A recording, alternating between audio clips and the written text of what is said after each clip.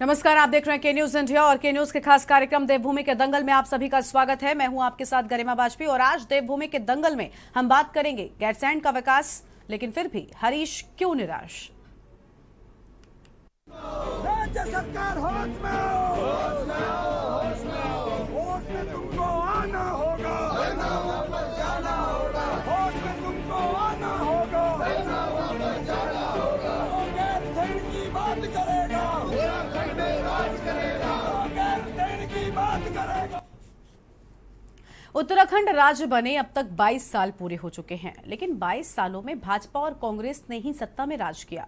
सरकार के बीच हमेशा भिन्न भिन्न तरीकों से राजनीतिक पहलुओं पर चर्चा देखने को मिलती है। सत्ता में बैठी सरकार किसी की भी हो तो विपक्ष नए नए राजनीतिक मुद्दों को लेकर सरकार को घेरने की कोशिश करता है, तो वहीं कांग्रेस के पूर्व मुख्यमंत्री हरीश रावत भी लगातार सरकार को घेरने में जुटे रहते हैं। रावत अब गैरसैंण में सांकेतिक तालेबंदी करने पहुंचे हैं। हरीश रावत का भाजपा पर आरोप है कि अब तक ग्रीष्मकालीन सत्र गैरसैंण में नहीं हो पाया, जो बेहद ही दुर्भाग्यपूर्ण है, और इसका कड़ा विरोध जताते हुए हरीश रावत ने सीधे सीधे सरकार पर गंभीर आरोप लगाते हुए कहा है कि मुख्यमंत्री ने ग्रीष्मकालीन राजधानी के लिए 25,000 करोड़ अपनी घोषणा में दिए थे, लेकिन दुर्भाग्य ये रहा कि अब तक 25 पैसे गैरसैंण में नहीं लग पाए, और यहां तक कि तृतीय या चतुर्थ श्रेणी के कर्मचारियों को भी वहां पर कोई जिम्मेदारी नहीं दी गई। तो इससे जाहिर है कि सरकार विकास के दावे करने वाले इन मुद्दों पर कितना सही है, और आज इसी को लेकर हम चर्चा करने वाले हैं।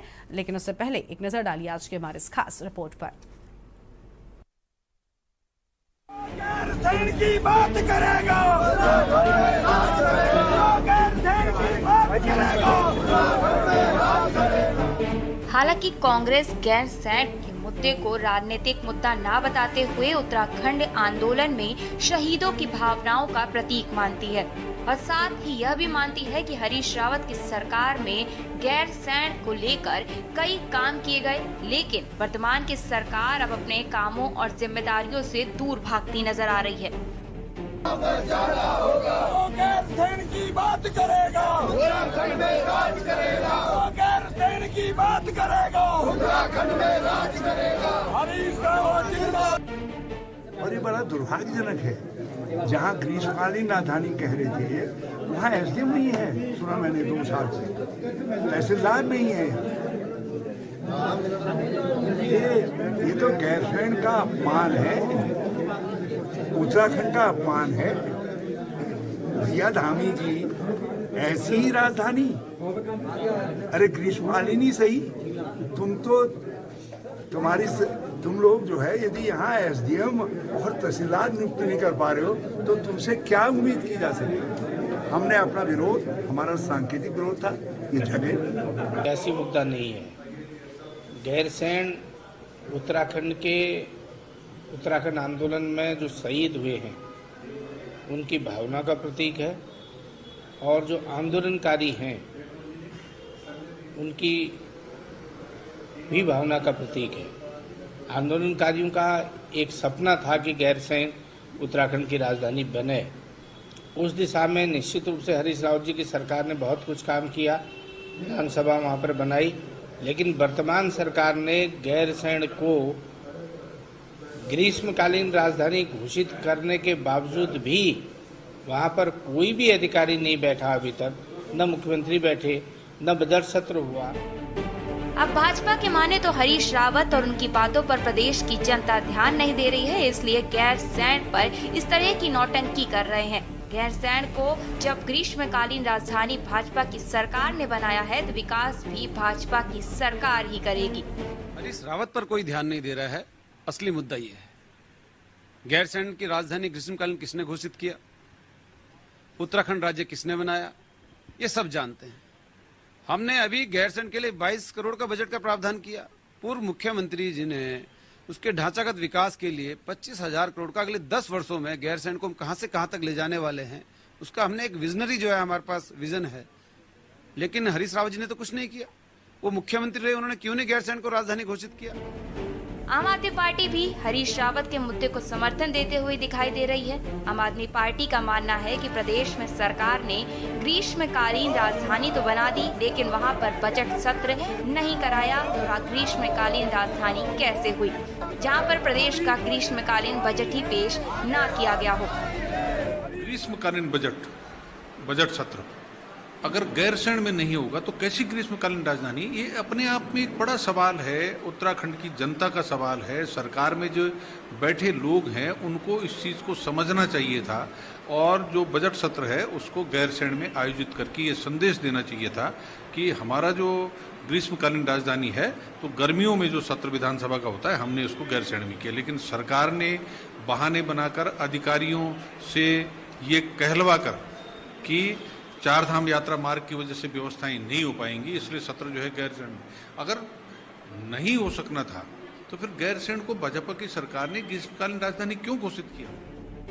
कुल मिलाकर गैरसैंण को लेकर जारी सियासत राज्य के लिए कोई नई बात नहीं है।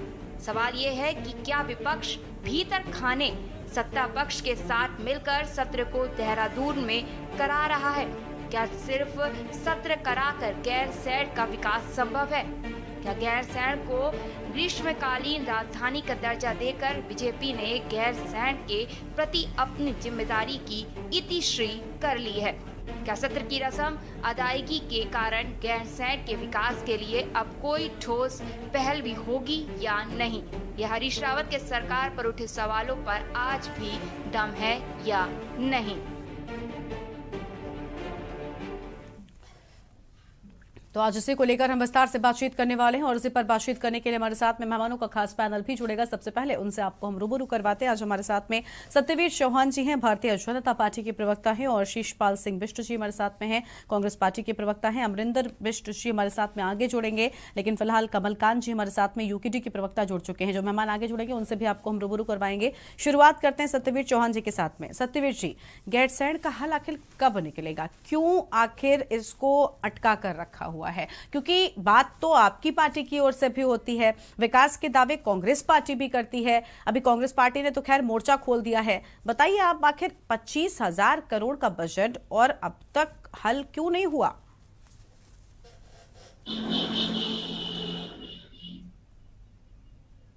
सत्यवीर जी, आपकी आवाज हम तक नहीं पहुंच रही, आप सबसे पहले अनम्यूट करें।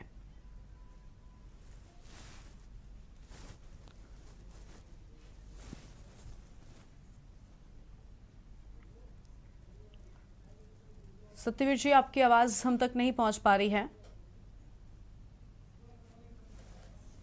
तो देखिए, विकास की बात फिर भी हरीश क्यों नाराज? क्योंकि मुख्यमंत्री धामी तो लगातार विकास की बात कर रहे हैं। ऐसे में हरीश रावत का नाराज होना काफी कुछ कहता है। हालांकि अगर गैरसैंण की बात करें तो अब तक कोई भी स्थायी समाधान किसी ने भी नहीं निकाला है, और चाहे कांग्रेस हो या भाजपा, यही दोनों एक ऐसे दल हैं जिन्होंने उत्तराखंड में सत्ता में राज किया है। लेकिन गैरसैंण का मुद्दा भी इन दोनों की ओर से उठाया गया, लेकिन स्थायी हल को लेकर अब तक कुछ भी स्पष्टता नहीं हो पाई है। और अब जब धामी सरकार की ओर से गैरसैंण को लेकर बड़े बड़े दावे किए गए हैं लेकिन कुछ किया नहीं गया, इसके बाद हरीश रावत यहां पर सांकेतिक धरने तक का जो अंदेशा है वो भी समझ में आ रहा है। हरीश रावत यहां पर साफ तौर पर मोर्चा खोले हुए नजर आ रहे हैं और विकास के मुद्दे को लेकर कांग्रेस और बीजेपी में वार छिड़ी हुई है। तो गैरसैंण का विकास, लेकिन फिर भी हरीश क्यों निराश, इसी को लेकर आज हम विस्तार से बातचीत करने वाले हैं कि आखिर विकास की बात फिर भी हरीश रावत क्यों नाराज हैं। पूर्व मुख्यमंत्री हरीश रावत ने यहां पर मोर्चा खोल दिया है। गैरसैंण के विकास पर जुबानी जंग भी शुरू हो चुकी है और गैरसैंण पर संग्राम किसने किया काम, यही सवाल आज हम अपनी इस चर्चा में उठाएंगे, जिसमें कई खास मेहमानों का पैनल भी हमारे साथ में जुड़ेगा। तो फिलहाल ये अहम जानकारी आपको हम बता दें।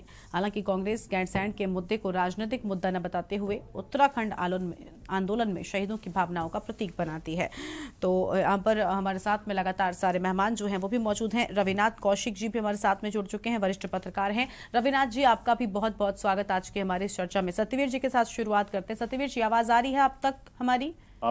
मुझ तक आपकी आवाज आ रही है? आपको पास मेरी आवाज आ रही है? बिल्कुल बिल्कुल, मैं आपको सुन पा रही हूँ। सत्यवीर जी, देखिए, अभी आपने सवाल मेरा सुना होगा कि विकास की बात तो कर रहे हैं पुष्कर सिंह धामी लगातार, 25,000 करोड़ का बड़ा बजट है, लेकिन गैरसैंण का स्थायी समाधान कहाँ है? सत्यवीर जी, ये भी बता दीजिए। गरिमा जी, मैं कहना चाहूंगा, अगर गैरसैंण को अगर प्रमुखता से किसी पार्टी ने लिया है तो वो हमारी पार्टी ने है, चाहे वो त्रिवेंद्र सिंह जी के टाइम पे हो, चाहे अभी धामी जी के टाइम पे हो। हमारी प्रमुखता में गैरसैंण है, और किस प्रकार से गैरसैंण को जिस प्रकार से हमने ग्रीष्मकालीन राजधानी बनाया है, और आने वाले समय में किस प्रकार से वहां सभी व्यवस्था सुचारू, प्रत्येक व्यवस्था का वहां पर ध्यान रखते हुए आने वाले समय में आपको दिखेंगे।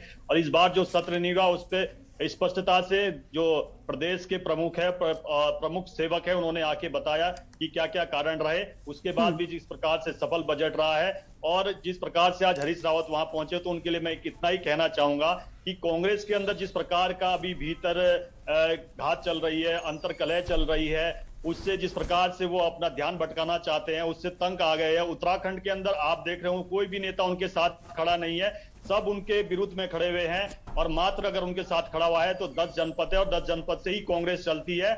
और अगर हरीश रावत अपने कार्यकाल में उत्तराखंड के मुख्यमंत्री आवास को कलंकित ना होने देते तो आज ये दिन उनको देखना ना पड़ता। और उत्तराखंड के गौरव के साथ जो भी इस प्रकार का असहनीय और पीड़ा वाला कार्य करेगा, तो उसको यही दिन देखने को मिलेंगे कि ना उसकी पार्टी उसके साथ खड़ी होगी, ना उसका परिवार उसके साथ खड़ा होगा, ना उसका प्रदेश खड़ा होगा। यही स्थिति है कि वो कहीं पर भी जाके अब धरना देते हैं। आपने देखा होगा कि निर्मला गैतोड़ी जी का किस प्रकार से बयान आता है कि किस प्रकार से मुझे यहां पर अकेले छोड़ दिया गया, वहां पर भी उन्होंने इसी प्रकार का एक धरना दिया था। ये अब निरंतर हरीश रावत का यही रुख रहेगा, और पार्टी जिसके साथ नहीं खड़ी होती उसके लिए यही दिन देखने को रह जाते हैं। दूसरा मैं कहना चाहूंगा कि 2014 के बाद जिस प्रकार से भारत की राजनीति ने अपना नया स्वरूप में आई है और एक नई राजनीति का बिगुल बचा है, तो इस प्रकार के जितने भी नेता है उनको इस प्रकार से ही अपना राजनीतिक जीवन अंत की ओर ले जाना पड़ेगा। और अंत में मैं ये कहना चाहूंगा, क्योंकि ये भी पहली प्रतिक्रिया है, कि रस्सी जल गई ऐंठन नहीं गई, वही स्थिति इनकी है कि 3 चुनाव लगातार हार गए हैं, और अभी भी ये अपने जो क्रियाकलाप है उससे सबक ना लेते हुए इस प्रकार से अपने किस प्रकार से मीडिया में रह जाए, हल्की मीडिया में किस प्रकार से अपने आप को हाईलाइट किया जाए, वही निरंतर देखने को मिल रहा है। मैं एक और ट्वीट का इनका जिक्र करना चाहूंगा। अच्छा। जब इन्होंने कहा था कि सत्ता के गलियारों में ये मगरमच्छ से लड़ने के लिए कह दिया गया और हाथ बांध दिए गए हैं, हाँ। और उस प्रकार से किस प्रकार की पूरी कांग्रेस के अंदर बेचैनी छाती, और 10 जनपद से किस प्रकार को उनको बुलाया जाता है, और फिर उसके बाद ये बोलते हैं कि हम तो वो है कि कांग्रेस जन जो कदम चल ले जा, और कांग्रेस जन के गीत गाए जाए। तो वही स्थिति है गरिमा जी, ये आने वाले समय में आपको देखने को मिलेगा। गैरसैंण को लेकर कुछ कहिए ना सत्यवीर जी, कांग्रेस पर हमला हो क्या? ठीक है, आप बीजेपी के प्रवक्ता हैं, आप कांग्रेस पर हमला नहीं बोलेंगे तो आप कैसे आपकी राजनीति आगे बढ़ेगी? वो बात बिल्कुल ठीक है, मैं सहमत हूं, लेकिन गैरसैंण को लेकर कुछ भी बड़ी बात नहीं कही। गैरसैंण को लेकर आपने क्या कर दिया बताइए? आप पिछले कई सालों से है, इसके पहले भी हम गैरसैंण को लेकर चर्चा कर चुके हैं, इसके पहले आपको मौका मिला था। आने वाले 5 सालों के लिए आप हैं, क्या आप उसमें आश्वासन देते हैं कि कुछ हो जाएगा? अस्थायी राजधानी क्यों नहीं बनाते गैरसैंण को?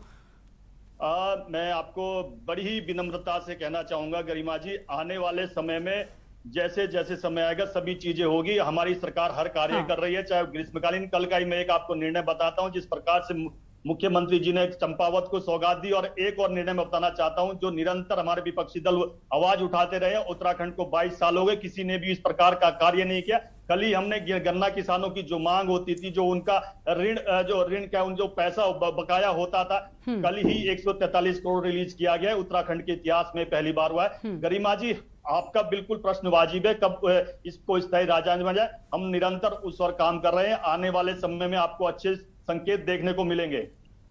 ठीक है, ठीक है। खैर, हमें यही उम्मीद है कि आने वाले समय में गैरसैंण का विकास हो, क्योंकि भले ही आप लोग यहाँ पर उसको स्थायी राजधानी बनाने की बात करें, कोई भवन बनाकर खड़ा कर देता है, कोई बनाने की बात करता है, लेकिन जब सत्र की बारी आती है तो देहरादून में संपन्न कराया जाता है। इसके पीछे भी तो वजह होनी चाहिए ना। और 4 धाम जो वजह भारतीय जनता पार्टी दी थी, वो मुझे लगता है ठीक नहीं थी। उस तर्क पर आप ठीक नहीं बैठ पा रहे। खैर, आपके पास वापस लौटेंगे और जवाब इसका लेंगे। शिषपाल सिंह जी हमारे साथ में है, कांग्रेस पार्टी के प्रवक्ता है। शिषपाल जी, आपका भी बहुत स्वागत। अभी आपने सुना होगा सत्यवीर जी को। सत्यवीर जी कहने की कांग्रेस पार्टी के पास कुछ नहीं है, हरीश रावत के पास कुछ नहीं है, 10 जनपद से निर्देशित किया गया और बस सांकेतिक धरने का जो है बात कह दी। क्यों भाई? देखिए, एक तरफ अगर हम सत्यवीर जी से सवाल कर रहे हैं कि स्थायी समाधान गैरसैंण को लेकर नहीं हुआ, दूसरा दल कांग्रेस ही है जो सत्ता में रही है। गैरसैंण को लेकर आपकी ओर से भी काम किया गया था, भवन बनवाने की शुरुआत हुई थी, लेकिन स्थायी समाधान आखिर क्यों नहीं हुआ? आप क्यों अपने आप को इसमें दोषी नहीं मानते और सारा का सारा ठीकरा बीजेपी पर फोड़ते हैं? इसको लेकर भी जवाब दीजिए। देखिए गरिमा जी, जहां तक भाजपा प्रवक्ता ने अभी मेरे से पहले कहा उन्होंने गैरसैंण के मामले में तो जो कहा, फिर उन्होंने अपनी पार्टी की उपलब्धियां और अपने राजनीतिक एजेंडे पे बहुत जल्दी आ जाते हैं। लेकिन मैं यहाँ पर गैरसैंण की बात करूंगा। और जहां तक आप आज हरीश रावत जी गैरसैंण में पहुंचे, आप देखिए भारतीय जनता पार्टी 2017 के जो चुनाव में वो तत्कालीन इनके प्रदेश अध्यक्ष, अगर अजय भट्ट जी के बयानों को आज आप भी टटोलेंगे तो आपको मिल जाएंगे। इन्होंने कहा था कि हम अगर भारतीय जनता पार्टी को प्रदेश की जनता अगर जनादेश देती है तो हम गैरसैंण को तत्काल राजधानी घोषित करेंगे। राजधानी, ग्रीष्मकालीन राजधानी नहीं, इन्होंने राजधानी की बात करके जनता के बीच में गए थे। और आपने देखा पिछले पूरे 5 साल, और अगर भारतीय जनता पार्टी की सरकार ने एक ईंट भी गैरसैंण के अंदर नहीं लगाई हो तो ये बताएं। आप देख रहे हैं फिर ये 2022 के विधानसभा चुनाव में गैरसैंण को राजधानी के मुद्दे पर जनता के बीच में गए, और आप देखिए कि ग्रीष्मकालीन राजधानी की इन्होंने वहां पर घोषणा की। ये कांग्रेस पार्टी ने नहीं की। चलो हमने कहा ग्रीष्मकालीन राजधानी के कुछ एक कदम तो बढ़े, लेकिन ग्रीष्मकालीन राजधानी तब होगी ना जब वहां पर ग्रीष्मकालीन सत्र होगा, जब वहां पर बजट पेश होगा। लेकिन इस बार नौकरशाही के और इनकी सरकार के कुतर्क देखे कि गैरसैंण में हम सत्र इसलिए नहीं करा पा रहे हैं कि वहां पर इस टाइम 4 धाम यात्रा चल रही है। गरिमा जी, मैं पूछना चाहता हूं, ये तो 4 धामों का प्रदेश है, देवभूमि है, यहाँ तो 4 धाम यात्रा हर साल होगी। वो 2022, 23, 24, 25 का विषय नहीं है, वो तो हमेशा का है। तो इस कुतर्क से काम नहीं चलने वाला। सवाल यह है कि आप गैरसैंण राजधानी के लिए गंभीर हैं या उससे भागने के रास्ते ढूंढ रहे हैं। आप इधर उधर बगले मत झांके। आप सरकार में आप ये फिर आ जाते हैं साहब कांग्रेस ने ये क्या। ठीक है, कांग्रेस ने नहीं किया, कांग्रेस ने वहां पर इतना सुंदर विधानसभा भवन बनाया, टेंट के अंदर वहां पर गैरसैंण में कैबिनेट आयोजित की, विधानसभा सत्र आयोजित किए। आज जो गैरसैंण पे इतनी चर्चा हो रही है, आज गैरसैंण का जो सुंदर स्वरूप दे रहे थे आप देख रहे हैं, वो कांग्रेस की ही देन है। आप कांग्रेस को कब तक गरियाओगे? प्रदेश की जनता पूरी हकीकत जानती है, लेकिन आप जिम्मेदारियों से भागने का जो काम करते हैं और विषय की चर्चा को दूसरी तरह भटकाते हैं। प्रदेश की जनता ये भी जानती है कि आप सवालों से बचना चाहते हैं, इसलिए जाना चाहते हैं। आप हरीश रावत जी की जहां आज बात कर रही है गरिमा जी, मैं आपको याद दिलाना चाहूंगा कि पिछले महीने भी जब इन्होंने ग्रीष्मकालीन सत्र देहरादून में जबरदस्ती आयोजित किया भारतीय जनता पार्टी की सरकार ने, तो हरीश रावत जी तब भी गैरसैंण में गए थे, क्योंकि प्रदेश के कद्दावर नेता हैं, जननायक हैं। वो चाहे कोई कितना ही राजनीतिक रूप से उनसे प्रतिद्वंदिता रखता हो, लेकिन इनके बड़े नेता हों, चाहे राष्ट्रीय तौर पर हो, सब मानते हैं कि हरीश रावत जी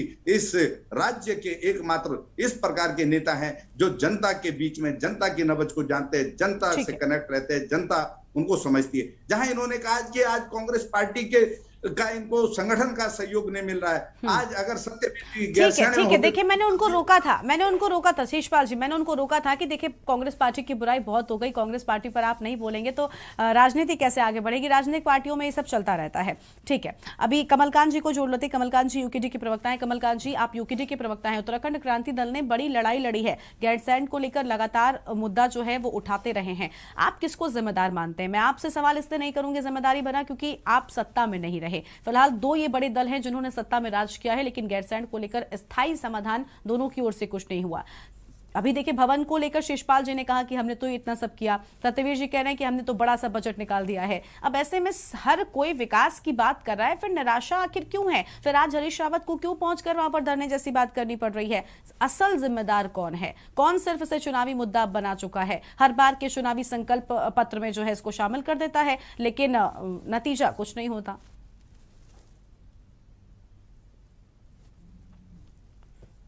कमलकांत जी, आपकी आवाज नहीं आ रही, सबसे पहले आप अनम्यूट करें।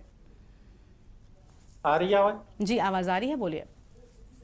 जी, उत्तराखंड 9 नवंबर 2000 को बना था। उसके बाद राज्य की जो परिकल्पना थी कि जो राजधानी है गैरसैंण बने, लेकिन इन 20 सालों में कोई भी दल उसके लिए अपने कदम नहीं उठा सका। ये क्या कारण रहा? इनका अपना ही व्यक्तिगत स्वार्थों के कारण सबने किसी ने ध्यान नहीं दिया, ये बात सच है। और जब बहुत ज्यादा राज्य को पीड़ा होने लगी, तब उसके बाद कुछ अस्थायी राजधानी मतलब राजधानी के लिए हमने एक संघर्ष किया था, तब वो ग्रीष्मकालीन राजधानी तब घोषित हुई। लेकिन जब ये राज्य के लिए अगर तरीके से चलना होता तो दोनों ही पार्टियों को एक बार तय कर लेते कि कहां पर राजधानी बनानी है। देखिए, स्वाभाविक रूप से सरकार को 2009 नवंबर को जब बन गया था, ठीक है, अस्थायी राजधानी देहरादून थी, लेकिन इनको तय कर लेना चाहिए था कि हमें आगे पहाड़ की ओर रुख करना है, क्योंकि जो हमारी मूल राजधानी है वो गैरसैंण है, लेकिन उस पर ध्यान नहीं दिया गया। लेकिन बाद में ये बात सही, हरीश रावत जी ने वहां पर भवन निर्माण जरूर किया, लेकिन बिल्कुल। कमलकांत जी, आपको माफी के साथ यहाँ पर रोकना चाहते हैं, आपकी हम पूरी बात सुनेंगे, लेकिन उससे पहले अपने दर्शकों को हम सुनाते हैं कि लोकसभा के अध्यक्ष ओम बिरला असंसदीय भाषा, मर्यादित भाषा को लेकर प्रेस कॉन्फ्रेंस में क्या कह रहे हैं, सुनते हैं। निकालते थे, अब एक साथ हर वर्ष निकालते हैं। और ये स्पष्ट मैं फिर करना चाहता हूं, किसी भी शब्दों को बैन नहीं किया गया है।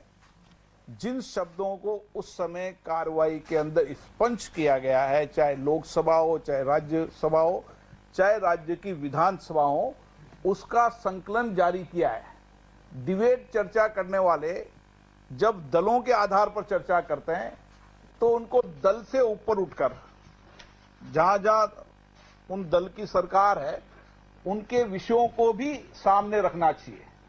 और मेरा मानना है कि भारत का लोकतंत्र जहां पारदर्शी जवाबदेही है, निष्पक्ष है, देश की जनता की अपेक्षा आकांक्षाओं का मंदिर है, इसके प्रति आस्था विश्वास बना रहना चाहिए। और हमारी कोशिश है कि हम इसके आस्था विश्वास बना रहें और किसी भी माननीय सदस्यों को भारत के संविधान में यह अधिकार है कि वह अपनी बात स्वतंत्रता से कह सकता है। कोई भी सदन मर्यादित रूप से चले, मर्यादा में हो, ये भी माननीय सभी सदस्यों ने अपने सदन को चलाने के नियम प्रक्रिया बनाई है। लेकिन किसी को स्वतंत्रता के बोलने का अधिकार कोई भी सदन नहीं छीन सकता।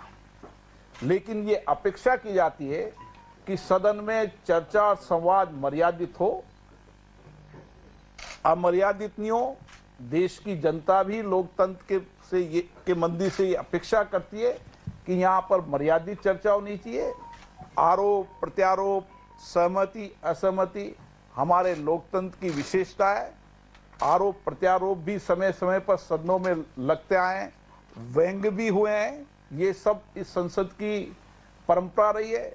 हम और अच्छी परंपराओं को लागू करें और कभी भी संसद के मामले के अंदर किसी भी तरह की भ्रमित करने की कार्रवाई न करें, ये ऐसी अपेक्षा है।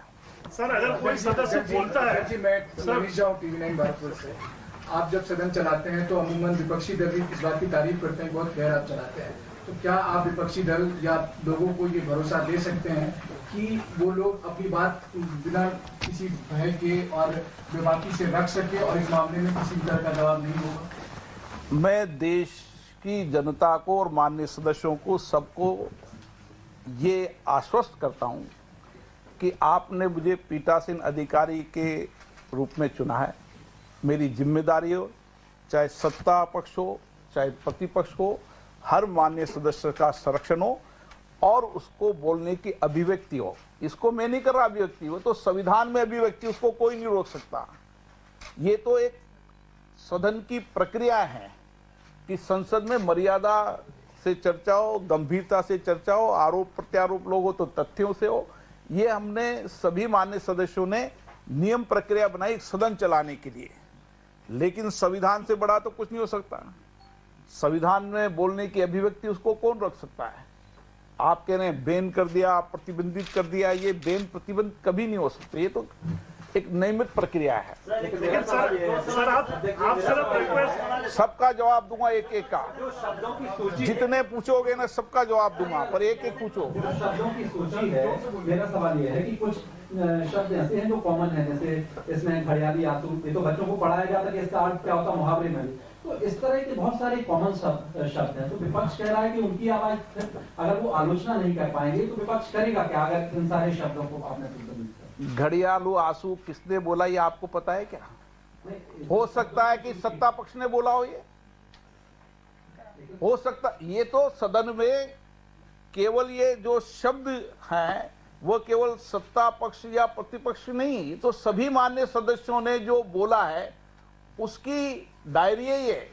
एक तो ये क्लियर होना चाहिए कि ये जितने शब्द हैं, अगर मैं आपको उचित लगेगा, आप कहोगे तो मैं घड़ियालो आंसू बोले, किसने बोले? घड़ियालो आंसू बोले सत्ता पक्ष के लोगों ने। तो फिर प्रतिपक्ष वाला क्यों वो आरोप लगा रहा है? क्यों लगा रहा है बताइए, और नाम बताऊं किसने बोला घड़ियालो आंसू? बहुत सारे ऐसे शब्द हैं जो आलोचना में आते हैं, कॉमन शब्द हैं। मेरा ये कहना है कि आलोचना किस संदर्भ में बोला है। तो लोकसभा के अध्यक्ष ओम बिरला को आप सुन रहे थे, जहां पर असंसदीय भाषा को लेकर उनकी ओर से कई बड़ी बातें कही गई और मीडिया के सवालों का भी जवाब दिया गया है। फिलहाल एक छोटे से ब्रेक के लिए यहाँ पर रुक रहे हैं, कहीं मजा आएगा, फौरन लौटेंगे। आप देख रहे हैं के न्यूज, खबरों का सारथी। दौर बदल जाते हैं मगर आपकी पहचान नहीं। जैसे सर्वोकॉम पिछले 35 सालों से पहचान है भरोसे की, भारत के नंबर 1 टॉप क्वालिटी डोमेस्टिक और इंडस्ट्रियल प्रोडक्ट्स की। सर्वोकॉम रखे सब कंट्रोल। देखें कौन नया खिलाड़ी आया है, समझा देते हैं, प्यार से समझाएंगे। ये तो अपनी जुबान है। जुबान एक हो तो दिल भी एक होने चाहिए। विमल बोलो जुबान केसरी। आप देख रहे हैं के न्यूज, खबरों का सारथी। राज्य सरकार होश में आओ, होश में आओ, होश में आओ। वोट में तुमको आना होगा, वरना वापस जाना होगा। वोट में तुमको आना होगा, वरना वापस जाना होगा। वो गैरसैंण की बात करेगा, उत्तराखंड में राज करेगा। वो गैरसैंण की बात करेगा। तो ब्रेक के बाद देवभूमि के दंगल में आप सभी का स्वागत है। आज हम बात कर रहे हैं कि गैरसैंण का विकास, हरीश रावत फिर भी क्यों निराश। इसी को लेकर कई खास मेहमानों का पैनल हमारे साथ में लगातार बना हुआ है और हम कमलकांत जी को सुन रहे थे। कमलकांत जी, आप क्या कुछ कह रहे थे? आपको रोकना पड़ा था, आप अपनी बात पूरी कर सकते हैं। देखिए, राज्य 9 नवंबर 2000 को बना था, उसके बाद ही इसकी राजधानी के लिए एक परिकल्पना होनी चाहिए थी कि हमारी जो राजधानी है स्थायी रूप से गैरसैंण हो। लेकिन 20 से 22 सालों तक किसी ने ध्यान नहीं दिया। लेकिन लास्ट के 3-4 साल में जब बहुत ज्यादा दबाव पड़ा सरकार पर, तब भवन का निर्माण करना पड़ा और उसके लिए ग्रीष्मकालीन राजधानी घोषित की गई। लेकिन ये देखना पड़ेगा कि सरकार को इतने साल क्यों, 22 साल क्यों खराब कर दिए। देखिए, अगर राजधानी वहां होती तो वहीं लोग रहते, वहीं व्यवस्था होती और किसी का डेवलपमेंट होता। अगर ये डेवलपमेंट होता तो लोगों का पलायन नहीं होता और वहीं पर लोग रहते, वहीं पर व्यवस्था होती। आज जब वहां से पलायन हो चुका है और काफी कृषि भूमि, अब लोग उत्तराखंड के जो पर्वतीय क्षेत्रों में कृषि नहीं करते, बहुत कम क्षेत्र है, मात्र 1% कृषि करते हैं। और इस राज्य की जो परिकल्पना थी कि स्थायी रूप से राजधानी वहां बने, जहां तक हरीश रावत जी का सवाल है, कि वो अपने माध्यम से कोई ना कोई करता रहता है, तो उनको करना भी चाहिए कि इस राज्य की राजधानी गैरसैंण ही होनी चाहिए। और ये क्यों नहीं बन सका? अगर और रहा हमारे मुख्यमंत्री जी का, उन पर सवाल उठता है कि जो कि पर्वतीय क्षेत्र से आते हैं और उन्होंने पहले ही क्या कहते हैं, मुख्यमंत्री बनते ही उन्होंने ग्रीष्मकालीन राजधानी बनाने पर, वहां ग्रीष्मकालीन सत्र करने पर उन्होंने रोक लगा दी। तो ये क्वेश्चन उठ रहा है भारतीय जनता पार्टी से कि करे वो क्या भविष्य में भी क्या वहां सत्र नहीं बनाएगी और क्या आगे की उनकी परिकल्पना है कि वो स्थायी राजधानी वहां गैरसैंण बनाते हैं कि नहीं। बिल्कुल, यानी कहीं ना कहीं दोनों की ओर से आपको लगता है कि हिलाहवाली की गई है, इसके चलते ही आज गैरसैंण का जो मुद्दा है वो सिर्फ उठता है लेकिन हल स्थायी नहीं निकल पाता। अमरिंदर बिष्ट जी हमारे साथ में आम आदमी पार्टी की ओर से। अमरिंदर जी, आम आदमी पार्टी हालांकि अभी फिलहाल तो अपनी पार्टी को ही मजबूती दिलाने में लगी हुई है, लेकिन फिर भी अगर आप उत्तराखंड में अपनी पार्टी के लिए जमीन तलाश रहे हैं तो मुझे लगता है कि आप उत्तराखंड के स्थानीय मुद्दों से वाकिफ होंगे और जिनमें से गैरसैंण एक बड़ा मुद्दा है। आपकी ओर से क्या लगता है, किसकी लापरवाही के चलते गैरसैंण अब तक इस तरह से रुका हुआ है? दोनों ही लोगों को उत्तराखंड में पिछले 22 सालों में जिन्होंने राज किया। हाँ। अब आप बताइए कि राजधानी जैसा गंभीर प्रश्न है और 22 सालों में 2 सरकारें इस राज्य में रही और दोनों सरकारों ने अब तक राजधानी के विषय में सिर्फ सोचा किया कुछ नहीं, और बल्कि सोचा भी क्या है, सोचा भी नहीं। अगर सोचा होता तो राजधानी तय करने में 22 साल लगते हैं क्या? अभी भारतीय जनता पार्टी और कांग्रेस के प्रवक्ता दोनों इस बात का दावा कर रहे थे कि उनकी राजधानी को लेकर के वो गंभीर है। वो इस होड़ में थे कि उनकी सरकार ने राजधानी को बनाने के लिए कुछ ज्यादा काम किया, दूसरे ये सोच रहे थे, ये कह रहे थे कि उन्होंने ज्यादा काम किया। सवाल भवन बनाने का नहीं है, सवाल ये नहीं है कि ग्रीष्मकालीन बनेगी कि शीतकालीन बनेगी। सवाल उत्तराखंड की जन भावनाओं का है। उस भावना का सवाल है जिस भावना के कारण उत्तराखंड अलग राज्य माना गया, और उसी भावना के अंतर्गत ये तय था कि उत्तराखंड की राजधानी गैरसैंण में बनेगी। 22 साल हो गए, क्यों नहीं बनी? अब ये बताइए कि त्रिवेंद्र सिंह रावत जी ने जब इसको ग्रीष्मकालीन राजधानी घोषित किया और जब एक बड़े बजट की घोषणा की, अगले दिन भारतीय जनता पार्टी के शीर्ष नेतृत्व ने त्रिवेंद्र सिंह रावत को क्यों हटा दिया मुख्यमंत्री पद से? समझ लीजिए कि क्यों हटाया। इसलिए हटाया कि आखिर इस तरीके के फैसले वो कैसे ले सकते हैं, क्योंकि भारतीय जनता पार्टी तो देहरादून में राजधानी चाहने के पक्ष में है। और हाँ, जवाब लेंगे सत्यवीर जी, आपसे जवाब लेंगे इसका। वैसे अमरिंदर जी, आपने कहा कि उनको हटा दिया, ये तो पार्टी के खैर भीतर खाने का मुद्दा था। ये आप कैसे कह सकते हैं कि गैरसैंण के मुद्दे को लेकर इतना बड़ा एक्शन भारतीय जनता पार्टी ने ले लिया था त्रिवेंद्र सिंह रावत पर? देखिए गरिमा जी, मैं क्या कह रहा हूँ, मैं ये कह रहा हूँ कि उनका ये आखिरी फैसला था एज अ मुख्यमंत्री। अच्छा, और जैसे उन्होंने फैसला लिया, उनको हटा दिया गया। तो आप समझिए, आप इस बात को समझिए कि भारतीय जनता पार्टी का शीर्ष नेतृत्व कितना गंभीर है। एक तरफ उत्तराखंड में इस बात की वाहवाही हो रही थी कि त्रिवेंद्र जी ने बड़ा काम कर दिया, और दूसरा उनको ठीक इस फैसले के बाद हटा दिया गया। ठीक है, ये उनका फैसला हो सकता है, उनको रखना है या उनको हटाना है, उससे कोई हमारा कोई लेना देना नहीं है। लेकिन मैं ये कह रहा हूं कि 22 साल हो गए इस राज्य को अपनी राजधानी नहीं मिली।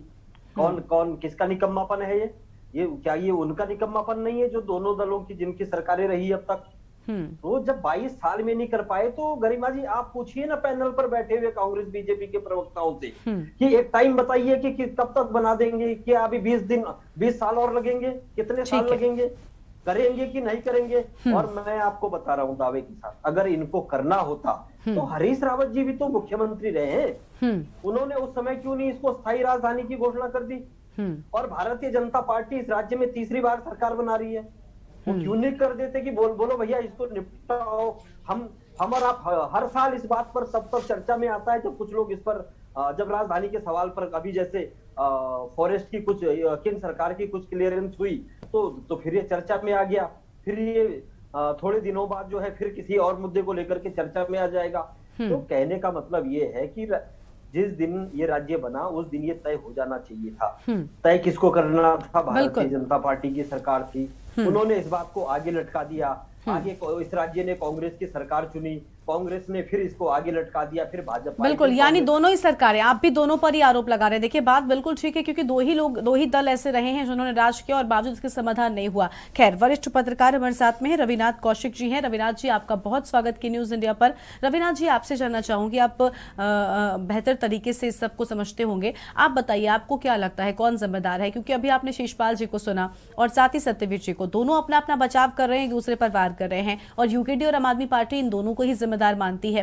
देखिए, संकल्प पत्र जब आता है, चुनावी वादे जब इनके हो, तो गैरसैंण का मुद्दा बड़ी तेजी के साथ उठता है। लेकिन आपको भी ये लगता है कि स्थायी समाधान ये क्यों नहीं करते आखिर?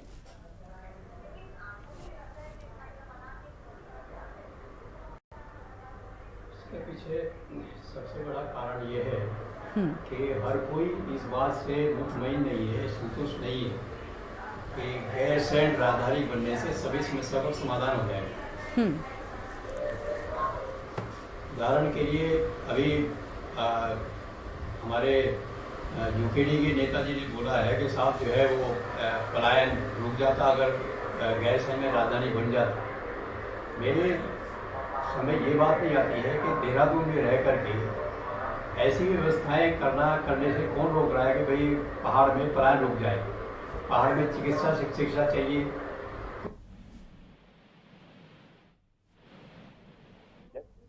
तो देहरादून को राजधानी इसलिए बनाया गया क्योंकि तत्काल व्यवस्थाएं करनी थी। अफसरों को बैठने के लिए आपके जो है वो स्थान चाहिए था, मंत्रियों को बैठने के लिए चाहिए था, मुख्यमंत्री को बैठने के लिए चाहिए था, राज्यपाल को बैठने के लिए चाहिए था। तो ये व्यवस्था देहरादून के अलावा कहीं और हो नहीं सकती थी। ये जो है गढ़वाल कुमाऊं का प्रश्न पैदा हुआ तो जो है हाईकोर्ट आपकी नैनीताल को दे दिया गया। आज नैनीताल के लोग त्राही त्राही कर रहे हैं कि भाई इस आपके जो है हाईकोर्ट को यहाँ से ले जाइए। देहरादून के लोग त्राही त्राही कर रहे हैं कि भाई राजधानी यहाँ से ले जाइए। सर अब ठीक है, क्योंकि राजधानी की जो है जो व्यवस्थाएं हैं वो आप गैर सैंड लेके जाएंगे, वहां की कैरिंग कैपेसिटी कितनी है ये कोई विचार करने को तैयार नहीं। 22 साल जो है एक राज्य के जीवन में बहुत बड़ा समय नहीं होता। ठीक है, काम हो रहे हैं, कांग्रेस ने थोड़ा किया होगा, बीजेपी ने किया होगा, लेकिन काम हो रहा है। लेकिन अब तक देखिए नहीं काम, रविंद्रनाथ जी आपको भी नहीं लगता कि काम होने से काम नहीं चल रहा है? रविनाथ जी सिर्फ काम होने से क्या काम चल जाएगा? स्थायी समाधान तो जरूरी है ना। आप देख रहे हैं कितनी लड़ाई गैरसैंण को लेकर लड़ी है इन दलों ने, तो ऐसे में विकास पूरी तरह से तब तक नहीं हो पाएगा ना जब तक उसका स्थायी समाधान नहीं होता। आपको ये क्यों नहीं लगता है कि उसका स्थायी समाधान होना भी बेहद जरूरी है?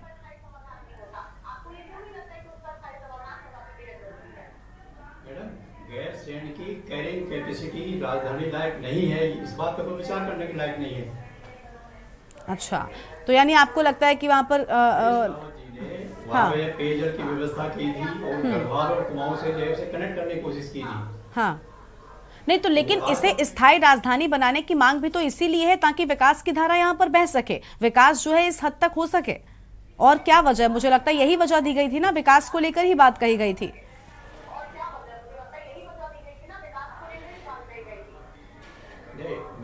मैं जो बेसिक सवाल पूछ रहा हूँ, ये पूछ रहा हूँ कि देहरादून में बैठ करके पहाड़ के विकास के लिए फैसले करने से कौन रोक सकता है? उनके लिए बजट एलोकेशन के लिए कौन रोक रहा है?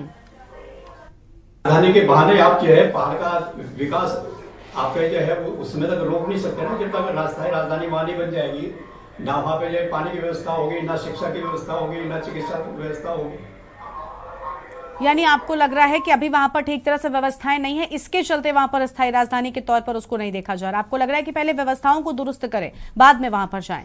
ठीक है, ठीक है, रविनाथ जी के पास वापस लौटेंगे। सत्यवीर जी कुछ कह रहे थे, अभी यहाँ पर आम आदमी पार्टी की ओर से आरोप लगाए गए त्रिवेंद्र सिंह रावत को लेकर, तभी आप कुछ कहना चाह रहे थे। सत्यवीर जी देखिए, रविनाथ जी ने जो बात कही, मुझे उसमें से सिर्फ ये बात समझ में आ रही है कि देखिए वहां पर इतने संसाधन नहीं है कि गैरसैंण को आप स्थायी राजधानी के तौर पर वहां पर काम कर सके।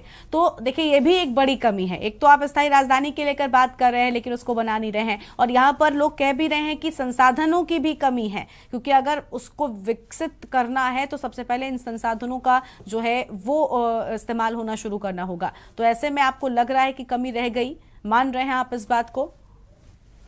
गरिमा जी, मैं तो आम आदमी पार्टी के लिए इतना ही कहना चाहूंगा कि भारतीय जनता पार्टी किसी व्यक्ति को मजबूत करने वाला दल नहीं है। भारत माता का वो दर्द है जो 1947 में हमने झेला, भारत माता का वो दर्द है जो तेलंगाना से लेकर उत्तराखंड तक आया।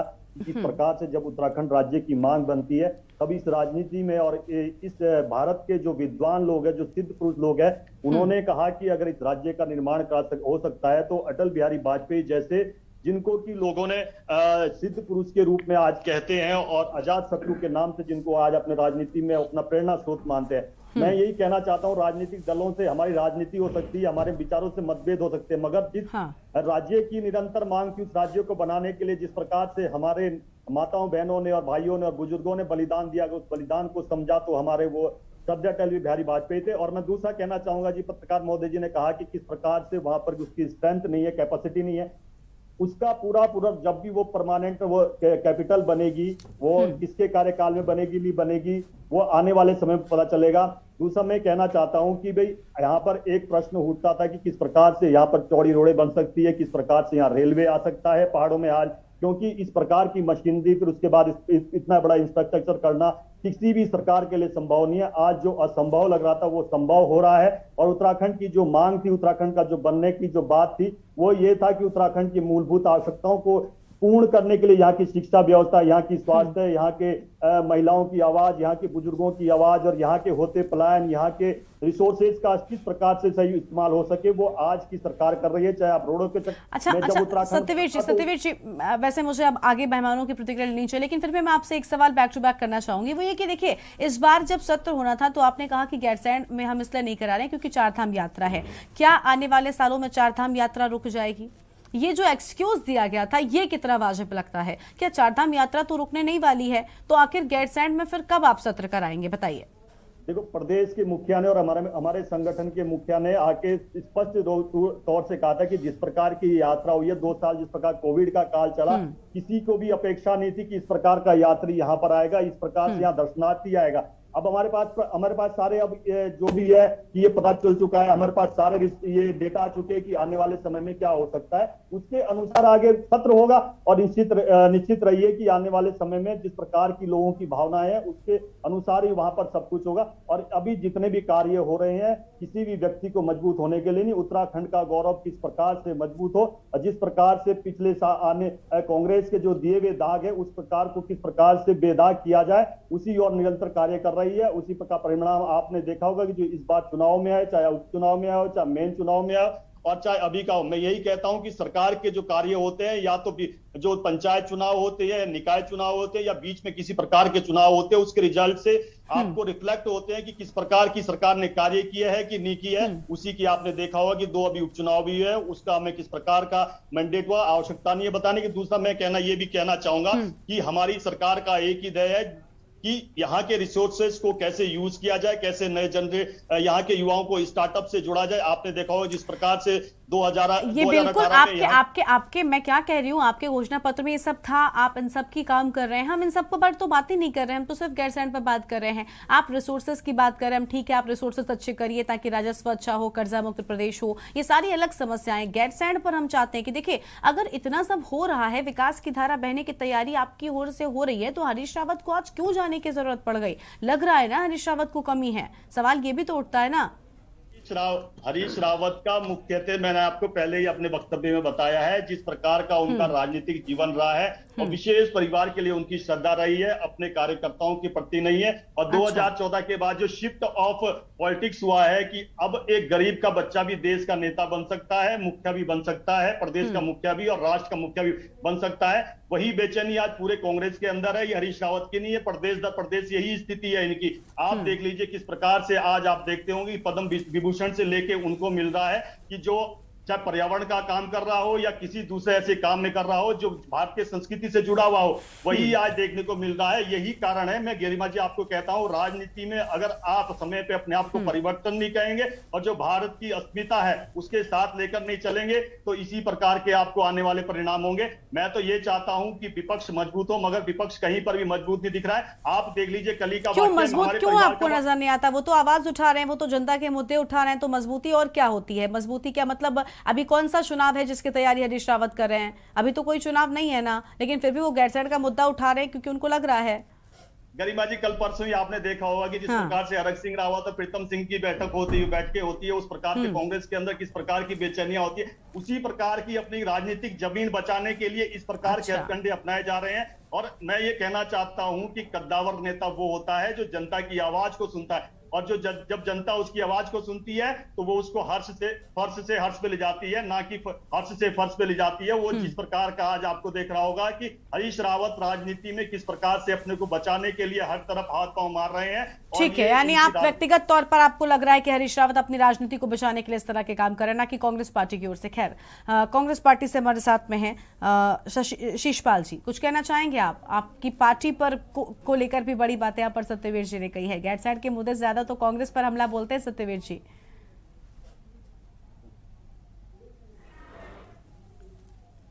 शीशपाल जी, आपकी आवाज नहीं आ रही, अनम्यूट करें आप।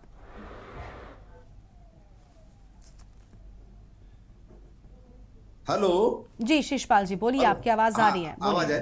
हाँ जी बोलिए। गरिमा जी, मैं कह रहा हूं कि सत्यवीर जी के पास गैरसैंण पर बोलने के लिए कुछ नहीं है। अगर उनके पास बोलने के लिए कुछ होता तो पूरी डिबेट को इधर उधर कहां नहीं भटकाते।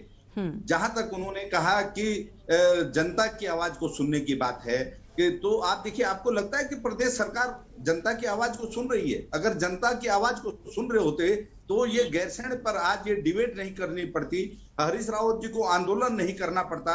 ये बार बार फिर जो है कांग्रेस के अंदरूनी बातों पर आ जाते हैं। मैं भी अगर भाजपा के अंदरूनी झगड़ों पर अंदरूनी बात पाऊंगा तो डिबेट भटकेगी। तो सवाल आज यहाँ पर है कि गैरसैंण के अंदर देखिए, गैरसैंण के लिए गंभीर होना चाहिए। जब वहां पर मैं आपको 2-3 चीज बताना चाहूंगा। 2012 में कांग्रेस ने गैरसैंण में कैबिनेट की बैठक की। आप देखिए 2013 में GIC मैदान का जो वहां पर है गैरसैंण के अंदर भराड़ीसैंण में, उसमें इसका शिलान्यास हुआ गैरसैंण के विधानसभा भवन का। और 2014 में ये बनकर तैयार हो गया और 2014 में ही वहां पर विधानसभा का सत्र आयोजित हुआ। तब इस प्रदेश के अंदर कांग्रेस की सरकार थी। आप देखिए उसके बाद इस प्रदेश के अंदर भारतीय जनता पार्टी की सरकार आती है। आप मुझे बताएं कि उन्होंने कौन सी ईंट वहां पर लगाई, कौन सा वहां पर गैरसैंण के लिए काम किया। लेकिन ईंट लगा देने के बाद भी, ईंट लगा देने से आपकी पार्टी ने भी काम किया। देखिए मैं बराबर कांग्रेस पार्टी को भी जिम्मेदार मानती हूँ। मैं अगर सवाल सत्यवीर जी से कर रही हूँ तो मैं बराबर ये बात कह रही हूँ कि कांग्रेस पार्टी ने भी आधा अधूरा काम किया। सिर्फ घर बना देने से, उसको मकान बना देने से, चार दीवारी खड़ी कर देने से घर नहीं कहा जाता। गरिमा जी मेरी बात आप पूरी सुनिए। नहीं, मैं आपकी पूरी बात सुन रही हूँ, मौका दे रही हूँ मैं आपको। हाँ जी गरिमा जी, देखिए मैंने आपको ये टाइमिंग इसीलिए गिनाई कि उस समय यहाँ पर ये काम हो चुके थे। 2017 से प्रदेश के अंदर भारतीय जनता पार्टी की सरकार पूरे 5 साल चली। आपने देखे तो 5 साल में जो बाकी के काम थे वहां पर, जो कि अभी कौशिक जी ने भी ये बात उठाई,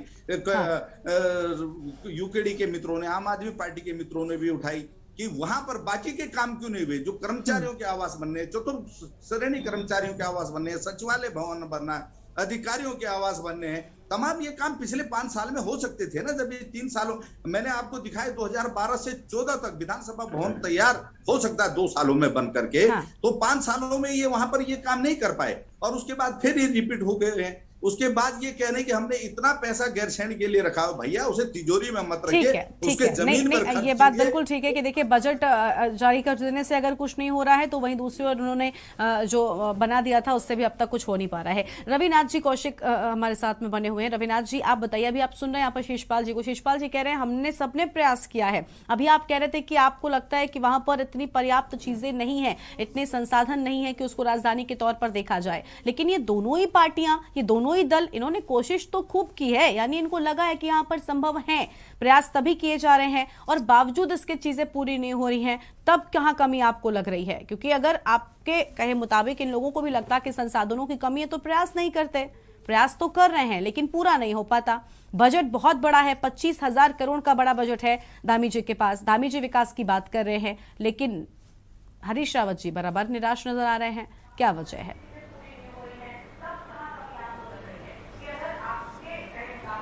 देखिए, भाजपा के पिछले 5 साल के कार्यकाल में 2 साल तो कोरोना के गिर दी थी। हाँ। कुल मिलाकर के जो है 3 साल उनके पास बचते थे।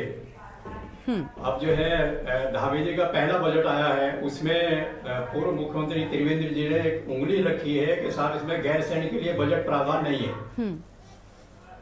अब ये तो भाजपा के प्रवक्ता बताएंगे कि भाई वो इस बार के बजट में गैरसैंण के लिए पैसा है या नहीं। और मैं फिर अपने बात पर अपने जोर दूंगा कि जब तक देहरादून में राजधानी है तो क्या पहाड़ पे विकास नहीं होगा? वहाँ जो है चिकित्सा व्यवस्था के लिए, वहाँ शिक्षा व्यवस्था के लिए कोई बाधा है क्या? आप देहरादून में रह करके पहाड़ के लिए क्यों नहीं सोच सकते? नहीं, वो आपकी बात बिल्कुल ठीक है लेकिन गैरसैंण को लेकर बड़ी लड़ाई लड़ी गई है। गैरसैंण का भी विकास हो सके इसी के चलते तो ये मुद्दा उठा था ना। गैरसैंण को ये राजधानी बनाने की जो मांग थी, आखिर ये किन मुद्दों के चलते उठी थी? इस पर हम पहले यूकेडी के कमलकांत जी से जवाब लेते हैं, उसके बाद आपके पास आएंगे। ठीक है कमलकांत जी बताइए, अभी रविनाथ जी कह रहे हैं कि क्या देहरादून से विकास नहीं हो सकता उत्तराखंड का? गैरसैंण को वो बनाने की मांग पर ही आज बात कर रहे हैं। आप कुछ कहना चाहेंगे कि क्या वजह है? क्योंकि बड़ी लड़ाई यूकेडी ने लड़ी है इसके लिए। देखिए, कोई भी हिमालय राज्य, आप सभी हिमालय राज्यों की राजधानी बीचों बीच में है। आप हिमाचल चल जाए उसकी शिमला है, आप कश्मीर चले श्रीनगर है, आप सिक्किम चले जाइए गंगटोक है, आप अरुणाचल चले जाइए ईटानगर है। तो इन राज्यों की जो राजधानी है बीचों के बीच में होती है। आप यूपी देख लीजिए, उसकी राजधानी क्या कहते हैं लखनऊ है।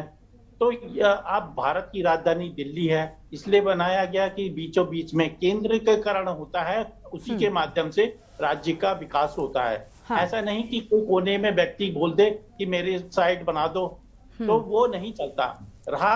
जब 9 नवंबर 2000 हुआ में जब राज्य बना था तो उस समय परिकल्पना मतलब परिस्थितियां अच्छी नहीं थी। तब उन परिस्थितियों को ध्यान में रखते हुए अस्थायी रूप से, अस्थायी उसी टाइम बोल देते या तो स्थायी, तो अस्थायी राजधानी बनाई गई थी। वो ठीक था कुछ समय के लिए, लेकिन धीरे धीरे जब भवन बन गया तो सरकार को वहीं पर रहना चाहिए। रहा कोई भी व्यक्ति होता है सामान्यतः, तो जब घर बन जाता है उसके बाद सोफा भी लाता है, टीवी भी लाता है, फ्रिज भी लाता है, बर्तन भी लाता है, अन्य सामग्री भी लाता है। जब आदमी जिस स्थान में रहने लगता है वो अपनी आवश्यकता देखता है कि हमें क्या क्या चाहिए, और उसी आवश्यकता के अनुसार वो अपनी इच्छाओं को और व्यवस्था को करता है। जब ये क्या कहते हैं अस्थायी ग्रीष्मकालीन राजधानी बन गई है तो सरकार को वहीं सत्र कराना चाहिए था, लेकिन क्या कहते हैं हमारे मुख्यमंत्री जी ने वहां सत्र नहीं आयोजन किया, तो सरकार लग रहा है कि मुख्यमंत्री जी गैरसैंण विरोधी हैं, इससे स्पष्ट संदेश जा रहा है। तो हमारा उद्देश्य है कि गैरसैंण ही स्थायी रूप से राजधानी बने। सरकार क्या कहना चाहती है? ठीक है, ठीक है। मैं एक वर्ड और 2 वर्ड बोलना चाहता हूँ जल्दी में। हाँ, जल्दी से। कि उत्तराखंड में ब्यूरोक्रेट पहाड़ों में नहीं चढ़ना चाहते हैं, वो आराम से रहना चाहते हैं, इसलिए वो नहीं बनाना चाहते। बिल्कुल बिल्कुल, सबसे बड़ी बात यही सामने आती है। कमलकांत जी, आपने ठीक कहा कि कोई भी पहाड़ नहीं चढ़ना चाहता, इसी के चलते जो है वो देहरादून में सत्र आयोजित करा लिए जाते हैं, चाहे वो नेता हो या ब्यूरोक्रेट्स। मैं तो इनमें नेताओं को भी गिनती हूँ। खैर, रविनाथ जी, अभी आप कुछ कहना चाहेंगे, क्योंकि कमलकांत जी ने बताया कि आखिर क्यों गैरसैंण को वो राजधानी बनाने की मांग जो है लगातार उठती आई है। रविनाथ जी।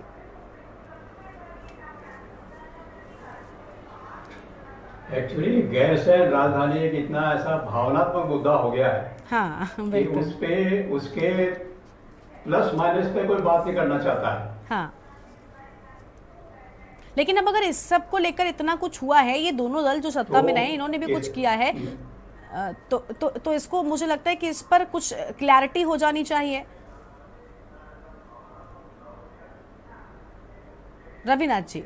नहीं, ये कमलकांत जी ने एक बात बोली है, कुछ और राज्यों का उदाहरण गिनाया है। हाँ। हिमाचल प्रदेश, जम्मू कश्मीर, उन दोनों के बजट का कितना बड़ा हिस्सा जो है वो अस्थायी और अस्थायी राजधानी के बीच जो है वो आवागमन में खर्च होता है। ये आपके इस बात का ध्यान किसी ने नहीं किया है।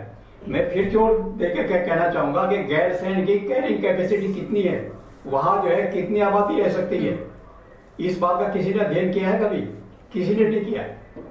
भाई ये बात बोला कभी वो बीच में आता है। अभी आपके कमलकांत जी एक बड़ी विचित्र बात कहती है कि दिल्ली जो है वो हिंदुस्तान के बीच में है। अरे महाराज, ठीक है, भूगोलिक तौर पर उन्होंने भूगोलिक तौर पर जवाब दिया। आपकी जो है दिल्ली से दौलताबाद, दौलताबाद से दिल्ली, ये प्रयोग किया था, उसमें वो प्रयोग फेल हो गया था। दिल्ली हिंदुस्तान के बीच में नहीं है। ठीक है। आजकल के युग में जब आप जो है चांद पे एक वाहन को कंट्रोल कर सकते हैं, आप कहते हैं कि देहरादून में रह करके आप ये पहाड़ के विकास नहीं कर सकते।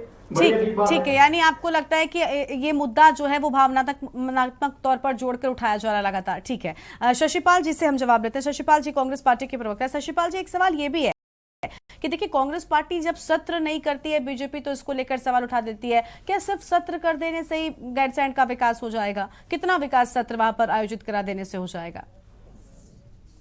जी, आप सवाल ये नहीं कि वहां पर सत्र आयोजित करने से विकास होगा, ये नहीं, क्योंकि मेरे से पहले भी वक्ता और मैं पहले भी बोल चुका हूं कि गैरसैंण राजधानी का मुद्दा जो है ये राजनीतिक से ज्यादा भावनात्मक, और जो हमारे राज्य आंदोलन में शहीदों ने 42 शहादतें दी हैं, ये ऐसे खैरात में मिला हुआ राज्य नहीं है। उन शहादतों को भी एक श्रद्धांजलि है गैरसैंण के अंदर राजधानी बनाने से। तो आप ये समझिए कि जन भावना जब गैरसैंण के लिए है, पर आप ये 3 जनपदों का सवाल नहीं है, हरिद्वार, उधम सिंह नगर और देहरादून का। यहाँ हो सकता है कुछ नौकरशाह, कुछ नेता लोग, क्योंकि आज तो नेताओं के सबके बड़ी बड़ी कोठियां देहरादून में बनी हुई है। ये बिल्कुल सही आरोप है कि राजनीतिक लोग और बड़े नौकरशाह गैरसैंण में बिल्कुल भी राजधानी को नहीं चाहते, लेकिन जन भावना से नहीं भागा जा सकता। इस पर्वतीय राज्य की राजधानी यहाँ उत्तराखंड की जनता चाहती है कि गैरसैंण में बने, और उसके लिए जो इतना बड़ा काम हुआ है, मैं धामी सरकार से कहना चाहता हूं कि वो बिल्कुल जुमलेबाजी तक ना रहे, और वहां पर गैरसैंण में, क्योंकि आपके पास मौका है, सरकार जनता ने आपको पिछले 5 साल किए, फिर क्या आपके पास तो आप क्यों नहीं जनभावना के अनुसार वहां पर काम कर रहे हैं? आपके केंद्र में सरकार है, आपके पास पैसे की कमी नहीं, राज्य में आपकी सरकार है। जब नहीं तो पैसे की कमी नहीं, लेकिन इसीलिए उन्होंने 25,000 करोड़ का बड़ा बजट वहां पर सामने आया। 25,000 करोड़ की अगर बात कही जा रही है तो देखिए बहुत बड़ा बजट है, मुझे लगता है। उन्होंने उसको तिजोरी में छुपा के क्यों रखा है? ठीक है, छुपा रखा है वो पैसा? ठीक है, देखिए हम यही उम्मीद करते हैं, बिल्कुल हम यही उम्मीद करते हैं कि जो बजट निकला है वो बजट गैरसैंण पर खर्च किया जाए ताकि संपूर्ण विकास गैरसैंण का हो सके और स्थायी समाधान हो सके। आप सबका बहुत बहुत शुक्रिया आज के हमारी चर्चा में शामिल होने के लिए और अपनी बात रखने के लिए। तो गैरसैंण पर संग्राम और किसने किया काम, इसी को लेकर आज हम विस्तार से बातचीत कर रहे थे। और फिलहाल देवभूमि के दंगल में आज बस इतना ही। आप देखते रहिए के न्यूज इंडिया। नमस्कार। इस कार्यक्रम के प्रायोजक करता है गोल्डी हिंग, कण कण में जान।